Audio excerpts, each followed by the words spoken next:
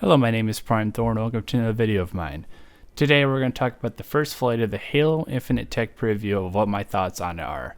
Note, this is a tech preview, and it is a 2-month-old build with known issues, but you can tell them of any more known issues that you encountered that wasn't already addressed by 343 in a blog post to the Halo Waypoint Help area. First off, we're going to talk about the gunplay from the positives to the negatives. First, the positives. The way the guns feel in this game is awesome, from the AR recoil pattern to the sniper precision. The new guns as well, like the Ravager and the Bulldog, are unique sandbox guns that I fully enjoy using. The reload animations are fantastic, but the coolest one was the heat wave with a pulsating one. I can't really explain it too well, but let's look.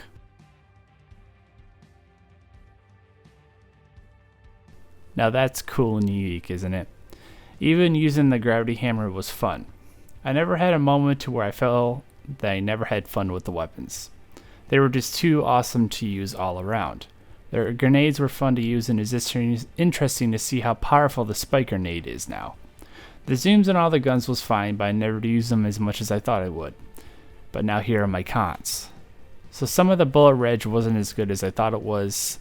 Some of it was based off your internet connection to the server stability and all that, because sometimes it feels like you're trying to hit them and it doesn't seem like it's hitting. Some weapons like the Ravager and the Heat Wave need a bit more buff to the damage.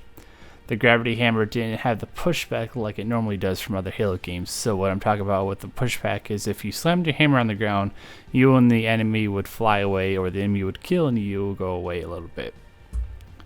When zoomed in, only the full auto guns like the AR never lost zoom, other than the scope weapons like the sniper and the BR that did lose their zoom when you're getting shot at. The bots were too precise with their grenade throws, and also the bots were too fast at firing weapons, and especially with the sidekick pistol. Now let's talk about the movement. The movement is perfectly balanced from the old and the new. What I mean is that its walking is almost as fast as sprinting, but the sprinting is meant to be used with sliding crouch movements like what I did in Halo 5. There's times I just walked around because I knew the sprinting was not as needed as I thought it was. Now with the negatives. So with the walking and sprint issues, someone on Twitter found out that sprinting is 2% faster than walking, which is fine, but I know that there will be people complaining about it, and they already did. Sometimes I feel like you do get caught on objects that you shouldn't be getting caught on, but that's obviously going to be repaired hopefully when the launch happens. Sliding seems a bit too long, and the initial sprint to slide feels sluggish from what Halo 5 was. Now let's talk about the equipment. The equipment in Infinite is interesting. From the thruster and the grab hook that can be picked up to the overshields and invisibility that can be activated on your own. Now we did get access to all the equipment, but from what I feel like what I played with, people used the equipment to what it was needed to be used as. The drop wall was cool because you can have sections you can shoot through it, but the enemies can shoot out the squares to make holes in the shield. The threat sensor is neat. It's an orb that you can shoot out to ping where enemies are in a general location. You stick to it so it can be kind of like a portable UAV. The grapple shot is very fun to use. It doesn't feel too slow or too fast. It just feels right to use, like Pathfinder from Apex Legends. As you know, the other two of overshields and visibility, that is pretty much self-explanatory. Now the negatives. The only real negative is with the threat sensor. I feel like it can be too powerful at times to use, where if you don't use it, it will show the outlines of the enemies where they are at, and it can stick it to your enemies to be a portable map hack in a sense.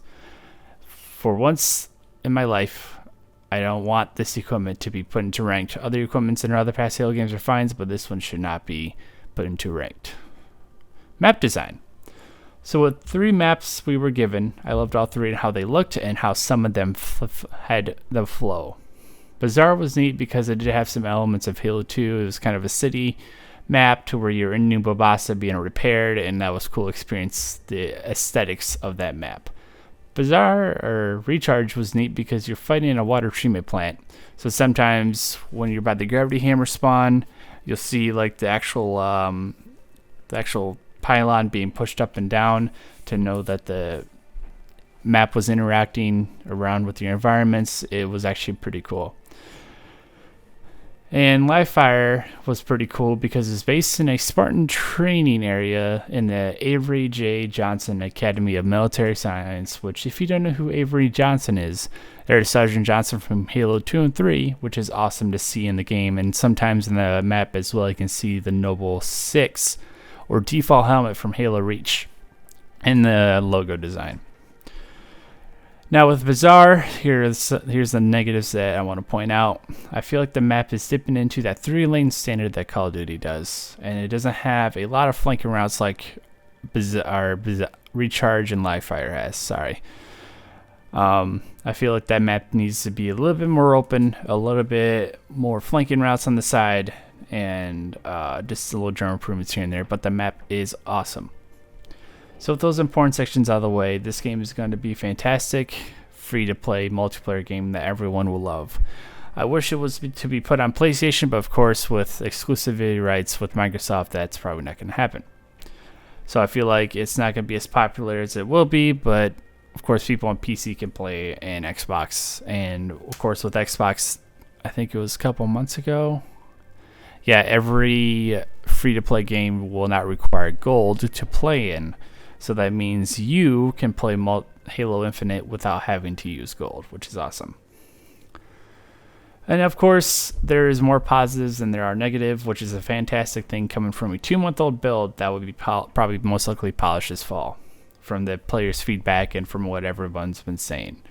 You should sign up for the next flight that will be coming up so you can experience this for yourself, and I promise you that you won't be disappointed. And where you can sign up at is HaloWaypoint.com, or go on Google and type in the Halo Infinite flighting, and there will be a link for you to sign up for the flighting. All you need is a Microsoft account through Xbox and an email and all that general snazzy stuff. But if you have any of your own opinions on this beta, then feel free to comment down below. And if you like the beta, then give this video a like. But until next time, stay safe and have a good one, and subscribe for more Halo Infinite content in the future. Alright, have a good one. Peace.